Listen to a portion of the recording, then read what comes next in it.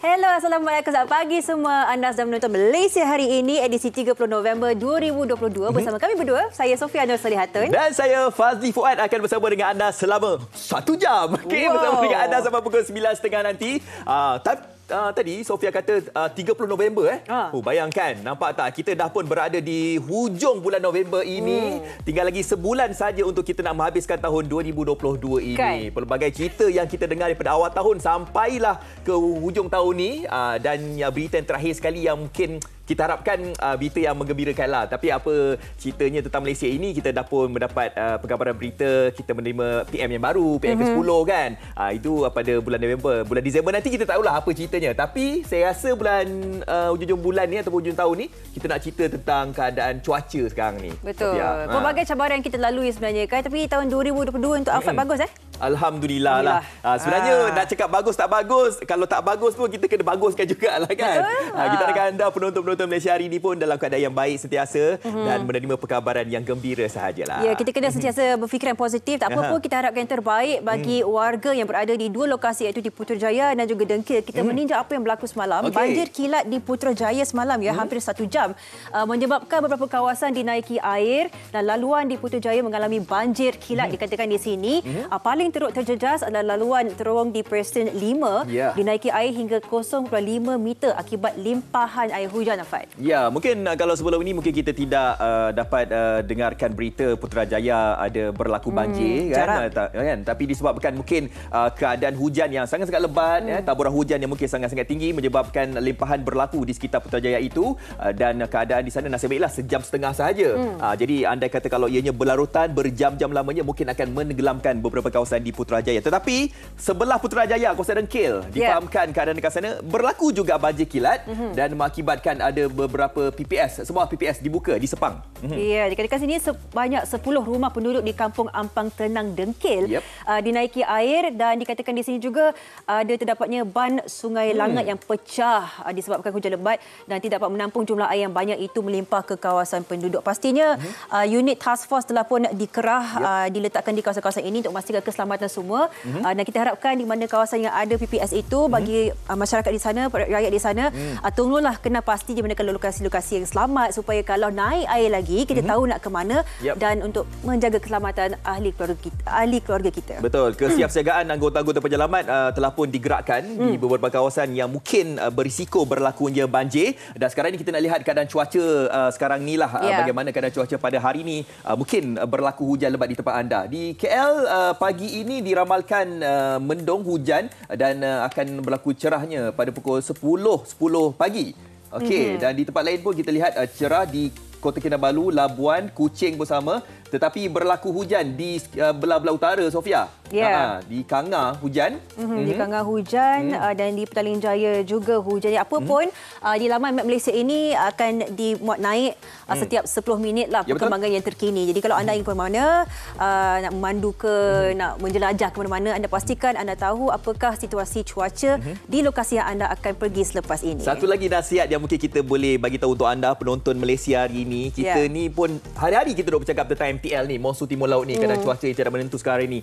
Elakkan untuk anda bercuti di kawasan-kawasan yang berisiko berlakunya kepala air. Contohnya di air terjun, aktiviti-aktiviti sungai, laut dan sebagainya. Elakkan sampailah keadaan reda, barulah nak bercadang, nak pergi mana-mana pun pergilah kan. Kita bukannya nak menghadkan ataupun nak suruh anda tidak pergi bercuti kan. Sebenarnya tidak.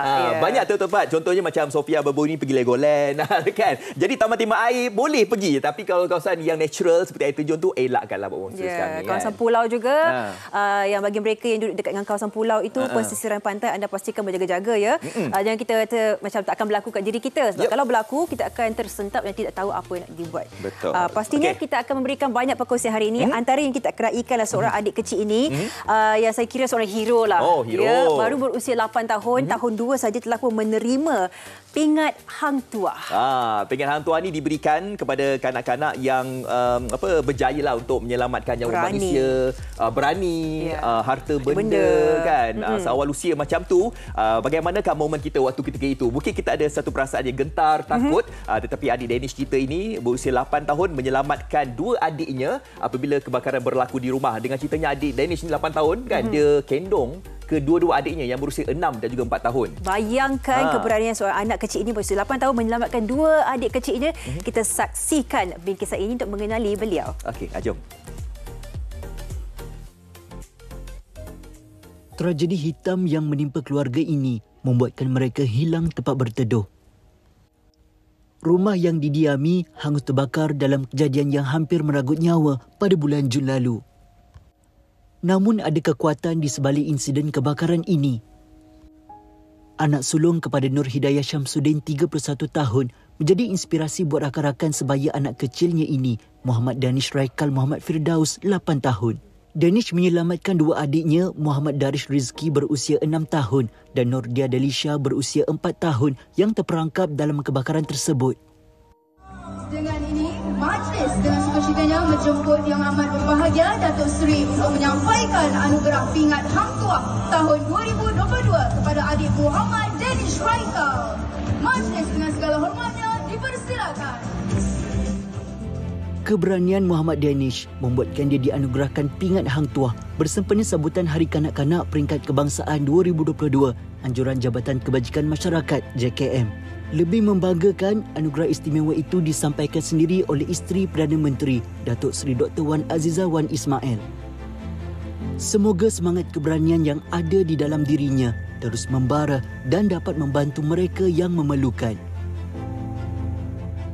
29 Jun lalu adalah tarikh yang membuktikan seorang kanak-kanak ini mampu untuk mengatasi segala perasaan takut dan sebagainya. Bayangkan pada ketika itu hanya 3 beradik ini saja yang ada di rumah dan ternyatalah kita akan meraihkan adik ini, Muhammad Danish Raikal Muhammad Firdaus yang kini berada di talian bersama dengan ibunya Nur Hidayah Syamsuddin. Assalamualaikum.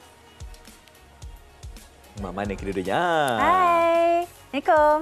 Selamat pagi. Boleh unmute tak? Dengarlah suara. Dah dengar suara dah. Okey, di Keluang Johor. Apa khabar adik Danish? Sihat pagi ni? Tak sekolah ke? Ibu kena tekan unmute, ibu. Tadi macam dengar suara dia. Cuba cakap lagi, cakap panjang-panjang sikit. Cakap lagi? Alah, mute. Masih mute lah, Puan. Oh, iya ke? Okey. Okey, tak apa. Dengar.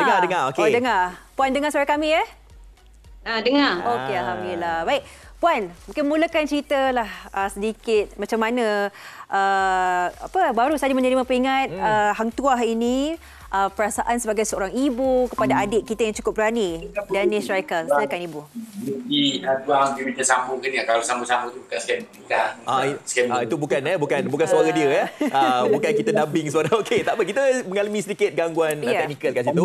Tapi seperti mana yang kita dok cakap tentang Hang Tuah ini yang diberikan daripada isteri Perdana Menteri kita, Datuk Seri Dr. Wan Azizah Wan Ismail baru-baru ini. Kita dapat lihat waktu ketika itu, kalau kita lah kan, apa yang langkah yang harus kita buat. Kalau misal kata saya, contohlah saya letakkan diri saya macam berfikir nak selamatkan adik-adik ke nak selamat diri kita sendiri. Mungkin ada di antara adik-adik kita ni yang berumur macam tu, dia lari dululah. Kan? Tapi adik Danish kita ni macam mana kan dia boleh nak tolong adik-adik dia tu. Dia utamakan keselamatan adik-adik ni juga. Baik, terus kepada Puan Nur Hidayah.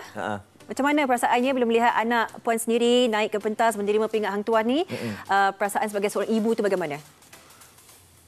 Bangga dan gembira lah. Okey, bangga dan gembira. Bangga dan gembira, baik. Okey, jadi macam mana Danish, sifat kepribadian Danish ni sebenarnya ditunjukkan ketika usia 8 tahun ni. Mungkin sebagai ibu Hidayah, mungkin dapat lihatlah sisi-sisi yang mungkin dapat ditunjukkan pada hari ini. Sifat keberanian itu, Danish tu, mungkin boleh bagi tahu kepada kami macam mana boleh ada keberanian dari Danish tu sebagai ibu. Lahir daripada diri dia sendirilah. Dia memang sangat berani dan bertanggungjawab. Danish kat rumah ni sebagai abang sulung, kan dia memang jenis yang memang menjaga adik-adik dia ke bagaimana? Dia memang jaga adik-adik dia lah. Okey, baik. Adik, Danish, Danish Raikal. Ni aunty dan uncle nak dengar suara adik. Adik, kita ucapkan tahniah, setinggi-tinggi tahniah sebab awak sangat-sangat berani. Mungkin nak kongsikan sikitlah imbas balik malam tu kan. Apa yang adik fikirkan ketika malam itu nak menyelamatkan adik? Apa yang ada dalam fikiran awak masa ketika tu, adik? Takut tak masa tu? Tengok ada api? Takut. Adik-adik masa tu tengah buat apa? Tidur ke? Tidur. Okey, Danish boleh ceritalah macam mana Danish boleh kesan ada terbakar rumah tu. Ada bau ke? Ada bau ke? Danish nampak ke? Macam mana? Adik kejut kita. Adik kejut? Adik kejut. Okey. Puan, melihat dia kepribadian Danish ni kan, apa yang Puan sentiasa ajar kepada adik Danish ni? Sebab yelah, Puan difahamkan bekerja kan dengan suaminya, bekerja dan sebagainya. Macam mana nak ajar adik Danish ni untuk bertanggungjawab, menjaga adik-adik dia? Macam mana, Puan? Masa saya kat rumah pun, saya banyak menyuruh dia lah jaga adik-adik dia. Jaga dia. Okey. Dekat adik-adik. Okey. Okey, jadi mungkin Puan boleh kongsikanlah sebab ini sebenarnya salah satu daripada inspirasi kepada penonton-penonton yang mungkin ada anak-anak usia seperti Danish kita ni kan. Jadi mungkin dia sebagai galakan untuk ada yang orang lain ni mengikuti seperti mana yang Danish katakan tadi kan. Apa mungkin nasihat yang mungkin Puan boleh kongsikan kepada kami sebagai penonton kita pada hari ini? Puan. Sentiasa terapkan diri dekat anak-anak lah. Terapkan apa tu? Sayang menyayangi antara adik-beradik. Okey. Lain. Baik, sikap bertanggungjawab itu kita sebagai ibu bapa pun memang kena menerapkanlah. Kita ucap apa pun tanya kepada adik Danish, semoga cekal, berani sampai ke dewasa nanti. Awak patut berbangga dengan diri awak. Tanya Danish, nak jadi apa dah besar nanti? Jadi apa ni? Cita-cita. Polis ke, bomber ke? Jadi apa? Jadi doktor. Jadi doktor. Selamatkan nyawa juga tu. Hebat adik. Okay. Amin, insyaAllah. Terima kasih kita ucapkan kedua-duanya. Adik Muhammad Danish Raikal, Muhammad Firdaus dan juga ibunya Puan Nur Hidayah Syamsuddin. Okey, terima kasih kedua-duanya. Baik, itulah dia kan. Walaupun sepatah dua kata. Tapi kita nampak kegembiraan, kebanggaan sama ibu tu kan. Yelah, kadang-kadang kita, anak-anak kita sekarang ni macam saya 3 tahun, macam anak Sofia pun lebih kurang kan juga kan, 5 tahun dan sebagainya kan. Jadi kita nak terapkan jugalah kan nilai-nilai macam tu supaya, tapi sebenarnya benda kebakaran tu satu peristiwa besar tau. Betul. Kalau kita nak terapkan dekat anak kita yang usia macam tu, takut mereka tidak faham dan sebagainya. Tapi apa yang boleh kita cakap kat sini, kalau berlakunya apa-apa, jagalah adik-adik kita, jagalah orang di sekeliling kita. Tapi kita kena nasihatkan juga diri sendiri itu pun harus dijaga juga. Betul. Dan kita ucapkan terima kasih juga dalam situasi itu di mana jiran yang membantu ketiga-tiga adik-beradik ini. Jadi syukur alhamdulillah ada jiran yang baik yang yang cakna dengan keadaan situasi. Kita sebagai hidup berjiran ni mungkin sedikit sebanyak boleh belajar daripada situasi ini. Tapi apa yang boleh saya lihat kat sini juga, peranan ibu bapa tu penting juga. Kalau kita lihat ada anak-anak kita ni yang usia contoh macam kecil-kecil lagi ni, kalau boleh tu kita jangan tinggalkan bersendirian kan. Kita takut ada berlakunya peristiwa-peristiwa macam tu. Bayangkan kalau anda kata rumah itu berkunci kan? Kebakaran berlaku. Adik kita tu dia boleh kendung, dia boleh buat keluar sebab tak kunci kan. Jadi bayangkan kalau kunci, nak buat macam mana kan. Jadi kita elakkan daripada perkara itu terus berlaku. Jadi pengawasan ibu bapa tu penting. Jadi pemantau ibu bapa penting. Ibu bapa pun penting juga. Jangan kita biarkan anak kita bersendirian kalau usianya macam tu. Nasihat seorang ayah yang berwibawa ya. Mungkin anugerah hang tua juga. Plan kecemasan dalam rumah kita pun perlu diwujudkan. Apa pun kita boleh berehat seketika. Sekembalinya kita akan berbincang tentang cukupkah bekalan ketika musim monsun ini di Malaysia. Okey, jangan ke mana-mana.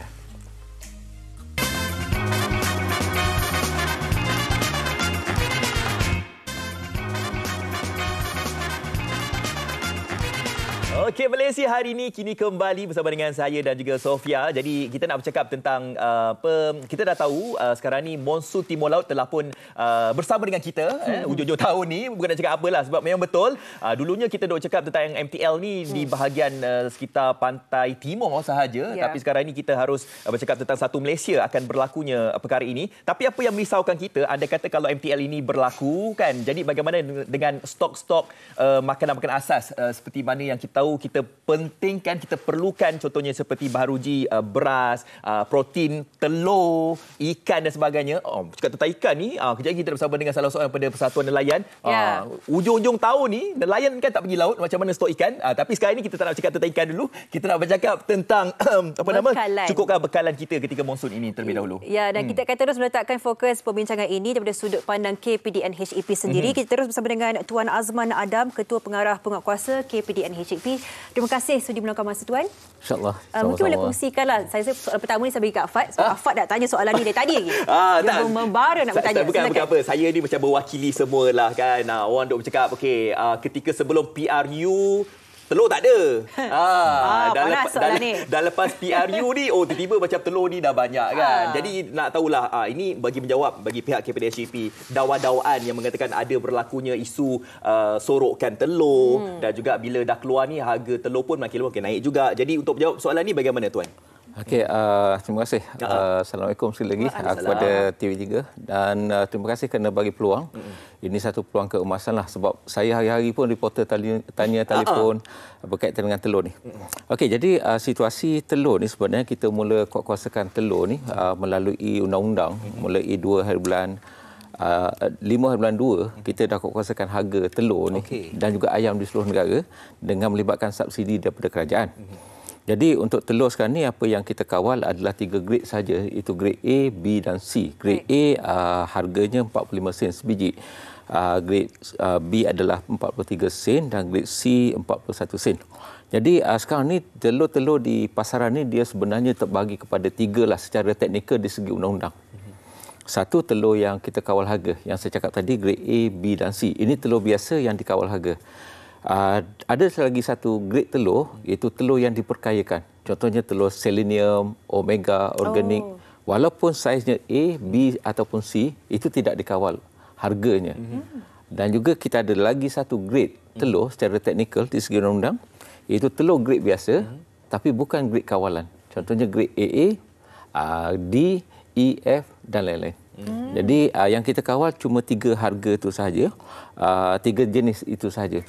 Jadi memang saya pada hari cuti baru-baru ni pun dia orang dalam sosial media sosial mereka menyatakan kenapa telur tiba-tiba ada. Sebenarnya keperluan telur untuk negara kita lebih kurang antara 30 hingga 31 juta biji sebulan, satu hari.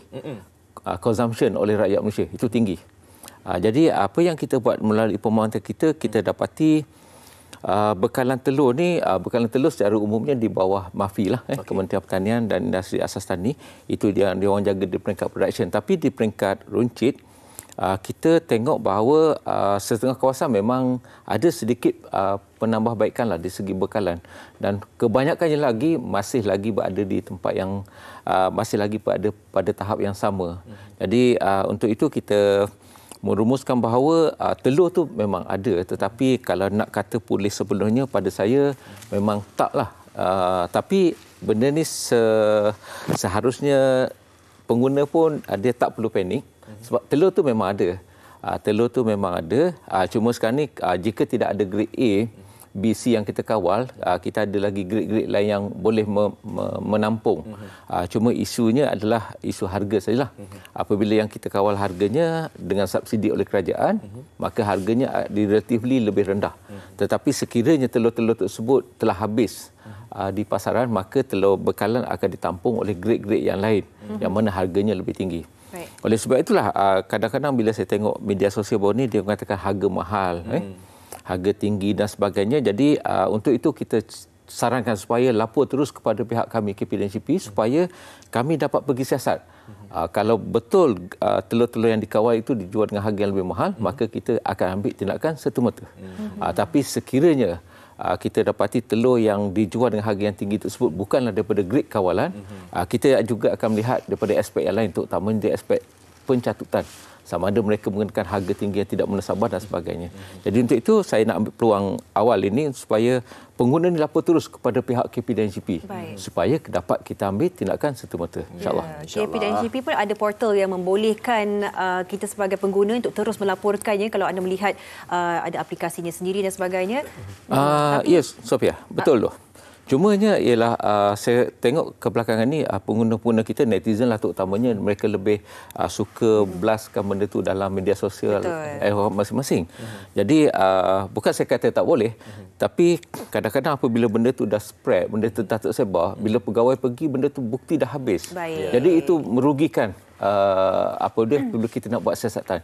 Jadi lapor terus kepada kita, kita boleh membuat penyamaran dan sebagainya untuk memastikan pelanggaran dari segi undang-undang itu tidak berlaku. Betul. Siasatan akan dijalankan. Tapi pun kita saksikan dulu ya Tuan Azman, kita ada satu bingkisan yang disediakan oleh wartawan kita Asri di pasar TTDI. Ya, ini untuk meninjau harga kawalan yang terdapat di pasar itu. Ayuh kita saksikan.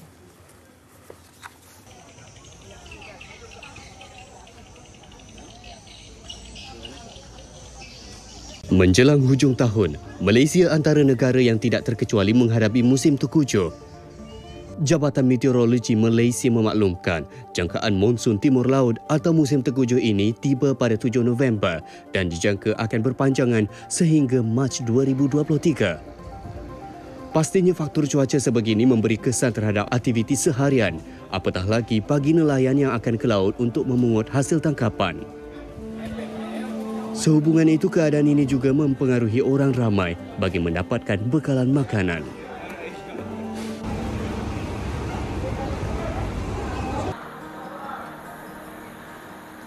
Baik, sekarang ini saya berada di Pasar Taman Tun Dr. Ismail dan hari ini saya nak beli barang dapur sikit dekat sini dan sambil itu kita nak melihat ataupun meninjau bagaimana harga barang menjelang musim tengkujuh.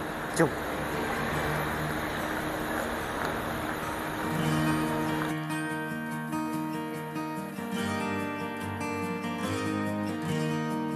Tinjauan mendapati masih banyak pilihan ikan segar yang dijual di deretan ini. Namun perkara yang mencuri tumpuan saya ialah harga yang ditawarkan.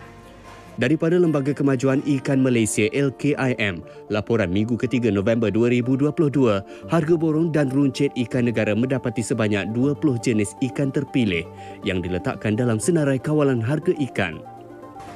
Namun bagi ikan kembung di sini, harganya meningkat sehingga RM19 sekilogram. Alasannya tidak dinyatakan oleh penjual. Alright, thank you Uncle. Baik, dengan harga RM50, kurang daripada RM50, saya dapat beli 2 ekor bawal emas bersaiz lebih kurang 2 tapak tangan dan juga 1 kilo lala. Isu bekalan telur yang tidak berkesudahan. Biarpun kini jumlah yang diterima daripada pembekal lebih banyak berbanding sebelum ini, namun tidak semua penjual dapat menikmati manfaat itu. Ada gerai yang hanya tinggal papan telur ayam, ada juga yang menerima bekalan telur seminggu sekali. Telur sini kita ambil pun 5 papan, tu paling banyak, paling 7 papan tu dah terlalu banyak dia kasih lah. Pasal kita segi ni dekat pasar raya kan. Kita tak ada jual barang basah, tak ada. Jadi orang nak cari telur bukan itulah cakap senang beli pasar raya sekali beli telur ikan. Banyak spekulasi yang dikeluarkan apabila terdapat lambakan bekalan telur di pasaran. Namun isu kualiti dan harga telur menjadi bualan masyarakat. Kenaikan harga barang membuatkan pengguna terpaksa menjatuh perbelanjaan seharian demi kelangsungan hidup. Baru-baru ni pun waktu kita nak balik kampung, mak banyak kirim telur sebab katanya telur dekat kampung tu kurang. And then kalau ada pun harganya sangat melampau. So kita kena beli yang dekat sini. Untuk beli pula dalam 2-3 papan, yang satu tu ada 30 biji tu. And ya, kalau ikan pun susah juga nak dapat. Tambah pula sekarang ni musim tengkujuh kan. Sejujurnya kalau bagi saya jaranglah nak beli barang dapur untuk kat mak, sebab mak-mak kan biasalah dia nak beli barang-barang yang sepatutnya untuk keluarga makan kan. Cumanya every month saya akan bagi dalam 200-300 tapi apa yang saya nampak, nak compare tahun ni dengan tahun-tahun lepas sebelum ni, saya bagi dalam 300 itu cukup. Cuma dalam tahun ni saya perasan lain sikit, kira macam saya dah bagi tapi macam tak cukup, macam nak kena tambah a few lagi. Biarpun bekalan makanan pada musim tengkujuh ini dijamin mencukupi, sebagai pengguna harus mengamalkan sikap berbelanja secara berhemah. Perkara ini bukan sahaja membantu mengatasi masalah pembaziran, tetapi juga dapat memberi peluang kepada mereka yang lebih memerlukan. Okey, sesiapa yang selalu pergi ke pasar akan sedarlah tentang ada berlaku perubahan-perubahan. Contohnya harga ikan yang sedikit naik, sedikit tinggi dan sebagainya. Tapi anda sebagai peniaga tidak sewenang-wenangnya anda boleh menaikkan harga ikan ke harga barang-barang tersebut. Kerana pihak KPDHP sentiasa memantau pergerakan harga-harga kawalan untuk barang-barang seperti ikan dan sebagainya. Okey. Ya, Tuan Azman menyentuh tentang kawalan harga ni. Saya rasa ini satu perkataan yang ingin diketahui lah, ataupun fakta yang diketahui oleh setiap pengguna. Adakah KPDHP akan meletakkan satu tindakan yang keras terhadap mereka ini yang sewenang-wenangnya mungkin menyimpan bekalan ataupun memanipulasi harga dan sebagainya? Apakah tindakan KPDHP sendiri, Tuan? Okey, sebenarnya tugas kami dekat KPDN ni agak berat sebab kami terpaksa mengimbangkan di antara pengguna dengan peniaga. Betul. Dan kadang-kadang dari ironinya kalau kita nak kawal harga tersebut berdasarkan kepada kehendak pengguna, rendah harganya, tetapi jika bekalan itu tiada, itu juga tidak akan memberi apa-apa erti kepada rakyat kita. Jadi di situlah we have to strike the balance. Kita kena cari satu keseimbangan di mana harga yang ditawarkan oleh peniaga adalah harga yang sepatutnya dapat diterima secara munasabahnya oleh pengguna-pengguna kita. Jadi untuk itu memang kita daripada masa ke masa, satu kita adakan skim kalau harga musim perayaan, itu 6 kali setahun. Dan yang kedua, kita ada juga membuat pemantauan harga seperti biasa hari-hari, dan apabila kami dapati sekiranya harga-harga tersebut melepasi threshold ataupun paras tertentu, kami akan membuat langkah-langkah tertentu lah. Jadi kami ini bukan kita kata fokus kepada barang-barang tertentu saja. Tetapi keutamaan untuk musim monsun ni, of course, satu adalah makanan kita lah. Seperti ikan, sayur dan juga barang-barang lain. Seperti kita ada satu yang khas ni 26 jenis barang yang kita kawal, termasuk juga macam gula, minyak masak, telur, beras, petrol, ubat-ubat, ayam, roti, bawang, susu, tepung, semua tu. Jadi yang tu juga menjadi keutamaan kami supaya sekiranya berlaku apa-apa kejadian pada musim monsun yang dijangka sehingga bulan Mac nanti, kita ada satu preparation ataupun persediaan yang cukup. Jadi kami juga mulai September kami telah menggerakkan kita punya garis panduan pengurusan bencana kita, di mana kami ada memberikan kebenaran kepada premis-premis tertentu. Mereka ni boleh simpan bekalan sehingga 30% daripada stok biasa. Ini adalah sebagai satu langkah sekiranya monsun ini terjadi, banjir dan sebagainya, kita ada tempat yang boleh kita membekalkan bekalan-bekalan tersebut untuk pengguna-pengguna kita. Tetapi bukan semua premis diberikan kebenaran tersebut. Ada premis-premis tertentu yang dilantik oleh kerajaan.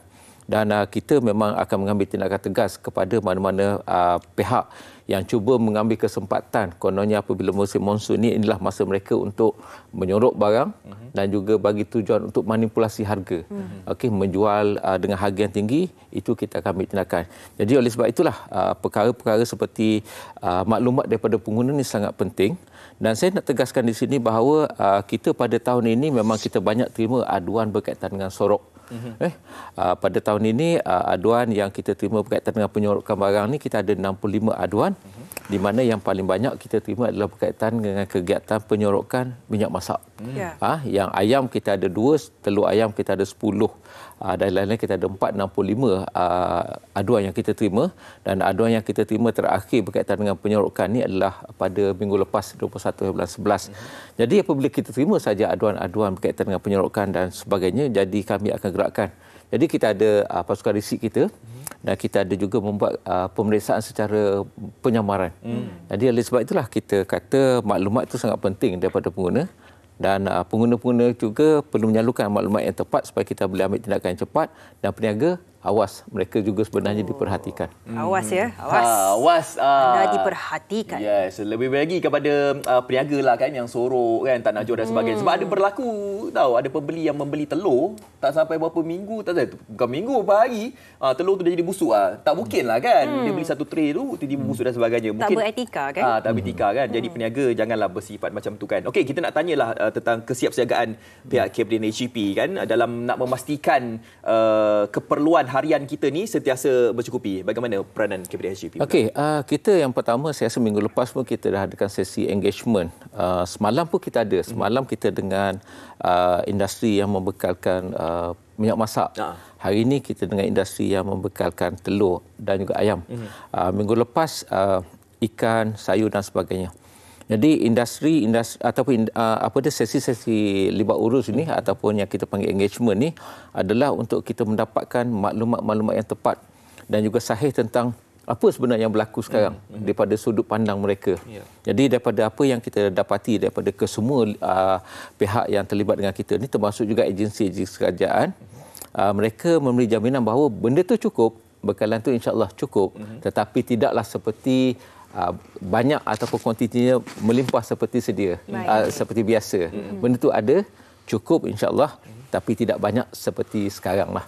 Itu maksudnya. Tapi maknanya jaminan daripada pihak-pihak ini adalah sekiranya rakyat mengamalkan pembelian yang biasa, tidak panik, beli secara berhemah, insya-Allah tidak ada masalah yang besar lah pada negara kita. Baik, Tuan Azman, lepas ini kita akan berborak ya tentang kesiapsiagaan para nelayan untuk menghadapi isu bekalan ini ketika musim monsun. Tetapi dari pihak KPDN HCP sendiri, selain barang keperluan yang kering, antara makanan laut jugalah, adakah yang menjadi di bawah penjagaan ataupun pemantauan KPDN HCP sendiri? Bagaimana? Ya, kita ada sebabnya contohnya macam ikan. Kita ada kawal dan kita ada memantau lah. Antara yang kita pantau sekarang adalah ikan kembung, ikan pelaling, selayang, ikan cencaru dan beberapa jenis kategori ikan rakyat. Dan hal ini juga telah diperkukuhkan dengan kerjasama kita dengan LKIM, yang mana mereka juga membekalkan ikan-ikan segar beku melalui Q-Fish. Jadi benda ni kita haraplah, kita harap dengan data-data yang kita ada, dengan kerjasama daripada pihak-pihak ini, insya-Allah tidak ada masalah yang besar lah berkaitan dengan perkara tersebut, insya-Allah. Okey, baik. Yang terakhir sekali lah, mungkin Tuan boleh kongsikan apa mungkin saranan ke ataupun mungkin langkah-langkah yang harus dilakukan, bukan saja untuk peniaga, malahan kita ni sebagai pengguna dalam untuk kita nak menghadapi monsun timur laut ni, agar kita sentiasa dapat stok ni lah. Sebab ada yang kata kita kena catu juga beli ni, ingat orang lain juga. Sebab ketika monsun timur laut ni, bagaimana Tuan? Okey, yang pertama kepada peniaga ni mustahak untuk kita pesan. Peniaga ni, ini tanggungjawab kita bersama. Jadi jangan mengambil kesempatan di atas kesempitan pengguna, rakyat kita yang terbeban ni dengan cuba untuk mengambil keuntungan yang tidak menasabah, menaikkan harga yang sebenar-benarnya. Jadi kita ingat, kita akan ambil tindakan. Yang kedua, peniaga juga perlu memastikan mereka membekalkan bekalan yang cukup kepada pengguna-pengguna setempat. Jadi kalau ada barang yang mereka jual tu adalah barang harga terkawal, juallah ikut harga yang ditetapkan. Jangan jual lebih daripada harga yang kita tetapkan, kerana itu menjadi satu kesalahan. Kepada pengguna, saya rasa kena utamakan keperluan berbanding dengan kehendak lah. Dan saya pernah juga menggunakan perkataan jangan ada selfish buying. Maksudnya jangan kita beli, kita nak simpan stok sehingga menyusahkan dan menyebabkan panic buying. Jadi belilah mengikut kuantiti biasa. Kadang-kadang kita dapati apabila mereka membeli dalam kuantiti yang terlalu banyak untuk simpan stok dan sebagainya, dia akan menyebabkan gangguan di segi keberadaan barang tu dalam pasaran, dan ini tidak bagus. Ini akan menyebabkan pelbagai situasi yang tidak sepatutnya berlaku. Jadi berkuasa tersebut kita kena elakkanlah. Jadi berdasarkan apa yang kita cakap tadi, komitmen daripada agensi kerajaan, komitmen daripada industri, insya-Allah sekiranya pengguna dan juga peniaga semua memainkan peranan masing-masing, bekalan untuk musim monsun kita sehingga Mac nanti tidak ada masalah, insya-Allah. Kita harapnya begitu. Insya-Allah. Itulah dia, saya suka perkataan disebutkan oleh Tuan tadi, kehendak versus keperluan. Bagi semualah, setiap bagi pengguna ke, pembekal ke, tolonglah kita fikir tentang orang lain juga dan bukan sekadar keuntungan diri sendiri. Ya, tak naklah ada isu-isu mak ayah kat kampung tanya, Sofia, boleh tak tolong belikan mak telur? Dekat kampung ni tak ada telur dah. Kita tak mau habis kat pasar tu bawa balik. Tak ada isu macam tu. Boleh, Tapi teringat panic buying tu masa nak PKP kan. Jangan risau, kita dah bukan nak PKP apa semua kan. Jangan ada panic buying dan sebagainya. Okey, kita nak berhenti berehat. Terima kasih juga diucapkan kepada tetamu kita, Tuan Azman Adam, Ketua Pengarah Penguatkuasa Kabinet HDP, kerana menerangkan kepada kita tentang isu yang pertama tadi, tentang isu sorok tu, dan juga pemantauan tentang harga ketika Monsun Timur Laut ni bekalan cukup ataupun tidak. Kita nak berhenti berehat dan kembali lepas ini di Malaysia Hari Ini.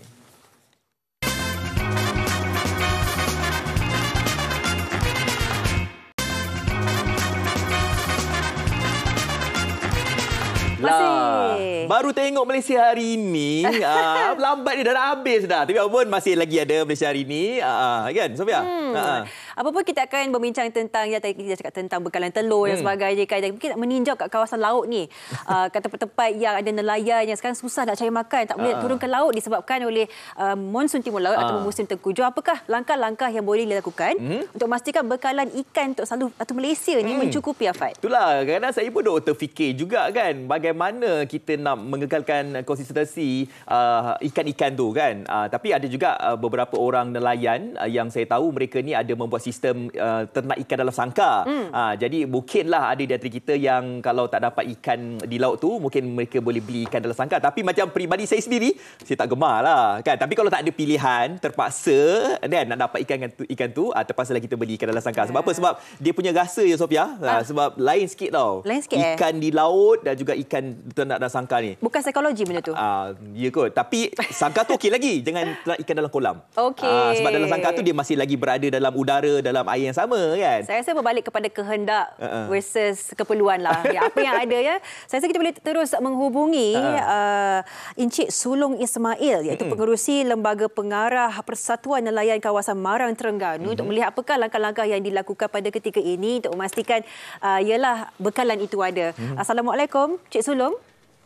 Waalaikumsalam. Terima kasih meluangkan masa. Baik, Cik Sulong, ni hangat kita berbincang pagi ini kan dalam musim tengkujuh ni, monsun timur laut. Apakah keadaan semasa di sana? Cukup ke tidak bekalan ikan? Tak boleh turun ke laut kan? Bagaimana, Cik Ismail, Cik Sulong? Ya, terima kasih kepada Anda dan juga TV3 untuk makluman kepada seluruh rakyat Malaysia. Kami nelayan di Pantai Timur ni akan mengalami musim tengkujuh yang tak lama lagi. Tetapi nelayan-nelayan di sini tetap juga bekerja di dalam musim tengkujuh ni, tetap juga turun ke laut yang mempunyai bagi yang mempunyai bot-bot yang bersaiz besar. InsyaAllah bekalan ikan kepada nelayan di negeri Terengganu amnya dan seluruh Malaysia akan kekal seperti biasa. Jadi kita pun tahu sumber ikan ni kebanyakannya datang dari sebelah Pantai Timur kan.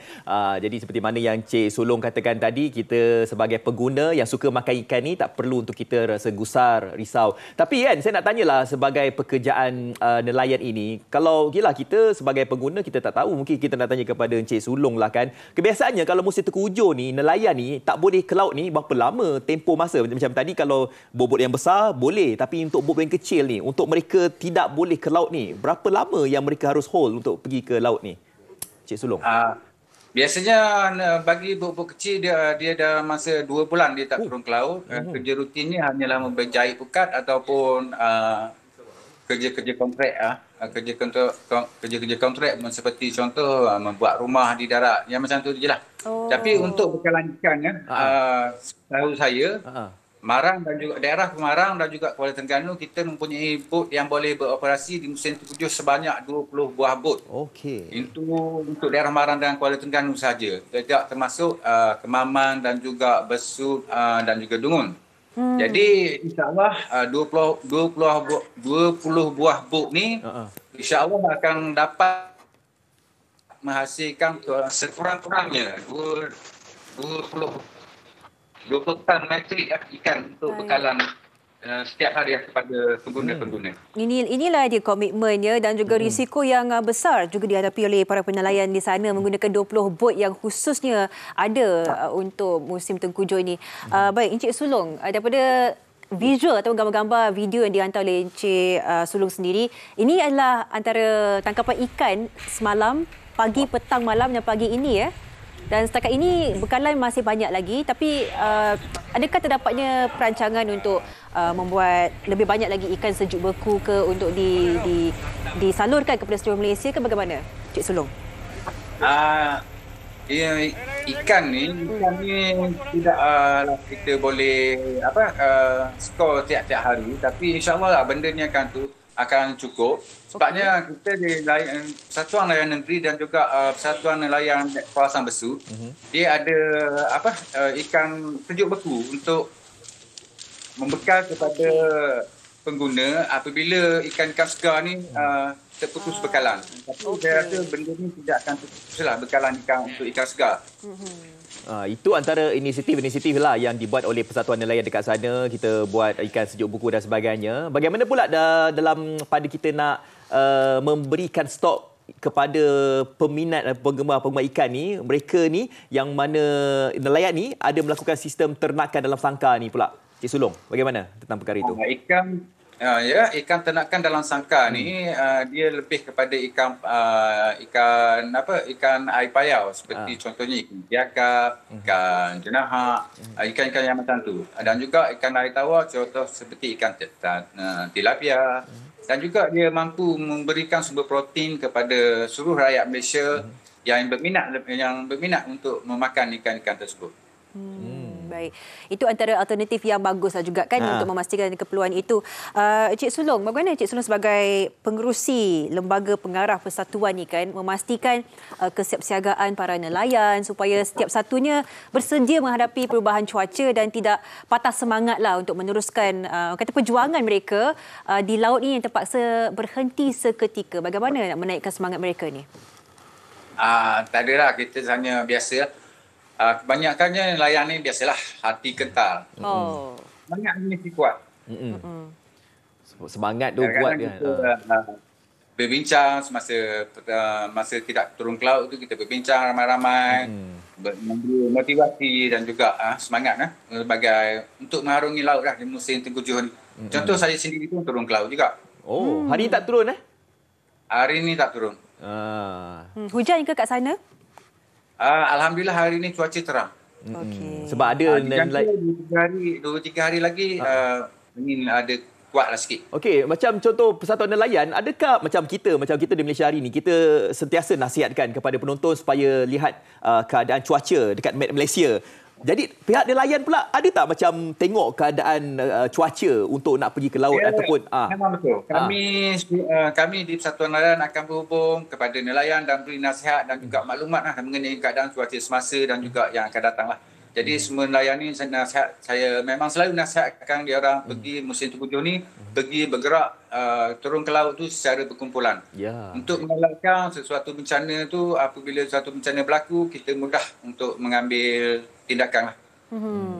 Baik, Cik Sulong, mewakili persatuan ini, adakah terdapatnya apa-apa jenis bantuan yang diperlukan ataupun sokongan daripada apa sudut pun untuk membantu para nelayan mengharungi musim ini dan juga sentiasa bersiap sedia dengan perkakasan, dengan bot yang sepatutnya untuk musim tengkujuh ataupun selepasnya? Ada apa-apa bantuan yang diperlukan?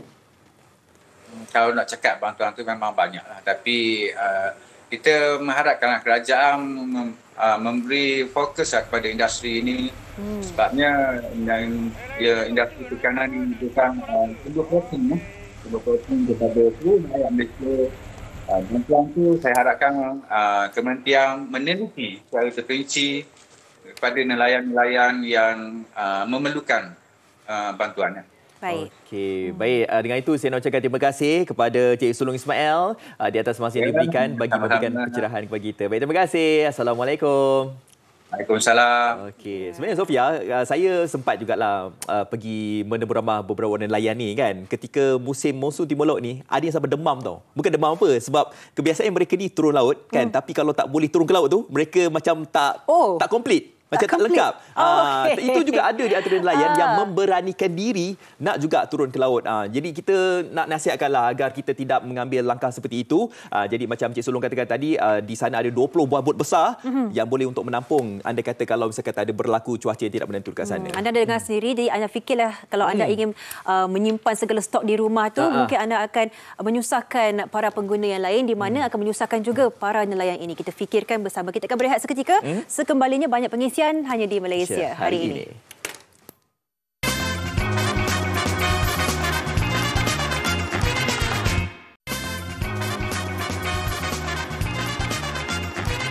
Okey, 10.24 pagi, ada lebih kurang dalam 5 minit lagi untuk kita terus bersama dengan anda. Kita terus saja nak update apakah perkembangan terkini di data-data akhbar dan juga yang terkandung dalam media sosial, dan juga kita nak update tentang Piala Dunia di Qatar. Semalam berlangsung beberapa perlawanan dan saya pasti kepada anda peminat-peminat England telah pun menarik nafas lega lah apabila England berjaya untuk melangkah ke pusingan seterusnya apabila menewaskan pasukan Wales dengan jaringan 3-0. Dan sebelum itu perlawanan USA dan juga Iran. USA berjaya menewaskan Iran 1-0. Dan pada hari ini, perlawanan tumpuan harus diberikan juga kepada Tunisia dan juga Perancis dan juga Australia menentang pasukan Denmark. Dan saya menantikan perlawanan antara Poland dan juga Argentina kerana di dalam akhbar berita harian di muka surat belakang perhitungan getir 2 pemain terbaik dunia, Sofia. Antara 2 pemain ni, saya rasa awak kena seorang je. Yang ni, Lionel Messi. Syukurnya saya kenal satu. Ada bercakap kenal langsung. Betul. Sofia, hebat. Okey, itu dia cerita World Cup. Itu cerita World Cup. Ni cerita dalam negara kita. Seperti mana anda tahu, ni ucapan oleh Perdana Menteri kita, Datuk Seri Anwar Ibrahim. Dikatakan cleaning up government procurement. The Prime Minister wants all government projects to go through a tender process and calls on civil servants to help realise this aim. Apa yang dikatakan di sini adalah selepas ini beliau sendiri tidak akan memastikan bahawa setiap yang akan mendapatkan projek kerajaan itu melalui proses tender yang spesifik supaya tiada lagi sebarang kejadian rasuah yang bakal berlaku untuk merosakkan lagi institusi kerajaan yang ada pada ketika ini, dan juga menyentuh bahawa beliau sendiri tidak membenarkan keluarga terdekat ataupun rakan-rakan terdekat untuk menerima projek kerajaan bagaimana sekalipun. Ini untuk menunjukkan kesungguhan beliau untuk memastikan kebersihan kebersihan di dalam kerajaan ini yang pastinya didambakan oleh setiap rakyat Malaysia. Saya kira ini satu statement yang cukup kuat yang memerlukan perhatian dan perkhususan yang agak jitu dan jangka masa panjangnya. Yalah, semalam mungkin kita dapat dengarkan berlaku ada sebelum ni lah mungkin ada berlaku ketirisan, kebocoran dan juga rasuah yang terus berleluasa. Tapi ketika pemerintahan PM kita yang ke-10 ni, Datuk Seri Anwar Ibrahim, dia kata tidak akan ada lagi perkara-perkara itu terus berlaku. Tapi ini yang terkandung di berita harian ni saya nak kongsikan. Yang ini Sofia ada kongsikan di NST. Tapi di atas ni, ini antara nama, kita dah tahu siapa PM kita. Tapi sekarang ni calon kabinet. Bermain di fikiran kita siapakah antara barisan-barisan menteri kabinet yang akan dikeluarkan nanti. Antara nama-nama besar yang bakal mungkin tercalon adalah Rafizi Ramli, Anthony Loke Siafok, Nik Nazmi, Datuk Seri Dr. Ahmad Zahid Hamidi dan juga Datuk Seri Fadilah Yusof. Antara nama-nama yang bakal disebutlah untuk menganggotai kabinet Datuk Seri Anwar Ibrahim nanti. Okey, ini adalah satu proses yang memerlukan penilaian yang cukup jitu lah untuk memastikan kita mempunyai satu kerajaan yang kukuh pada ketika ini. Ada juga yang bercakap tentang Khairi Jamaluddin. Kan kita tahu KJ tewas kan. Ada juga kita dengar suruh lantik KJ sebagai senator. Sikit sebanyak kita dapat dengarkan sumbangan KJ sendiri dalam pembangunan dalam sistem kerajaan yang baru nanti. Saya dalam golongan yang menyokonglah inisiatif itu sebab kita sebenarnya melihat track record yang sangat baik. Apapun kita doakan yang terbaiklah untuk pengukuhan kerajaan kita, dan kita akan berkongsikan esok tentang topik kebersihan kawasan kediaman. Awak yang kuat membersihkan rumah ni. Ini topik awak lah. Sebabkan itulah sebenarnya saya, Fazli dan Sofia akan bersama dengan anda esok juga. Okey, terima kasih semua. Kita jumpa lagi esok. Bye-bye. Oh, sekarang aku bahagia. Yang penting kita senang.